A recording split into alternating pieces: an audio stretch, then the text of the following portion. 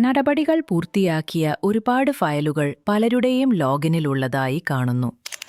അവ ഡിസ്പോസ് ചെയ്യുന്നതിനായി ഓപ്പറേറ്റർ ലോഗിനിൽ ആ ഫയൽ ഓപ്പൺ ചെയ്യുക. ഡിസ്പോസ് ചെയ്യാവുന്നതാണ് എന്ന നോട്ട് സേവ് ചെയ്തതിന് ശേഷം ഫയൽ ആക്ഷൻ ബട്ടണിൽ ക്ലിക്ക് ചെയ്യുക. കോംബോയിൽ നിന്നും ഫോർവേഡ് സെലക്ട് ചെയ്യുക.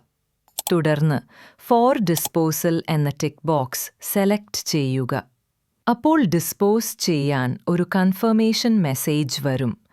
അതിൽ കൺഫേം ക്ലിക്ക് ചെയ്യുക.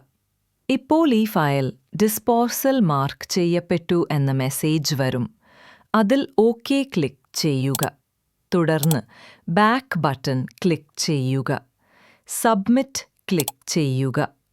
അപ്പോൾ ഈ ഫയൽ വെരിഫയറുടെ ലോഗിനിൽ ഡിസ്പോസ് ടാബിലേക്ക് വരുന്നതാണ്.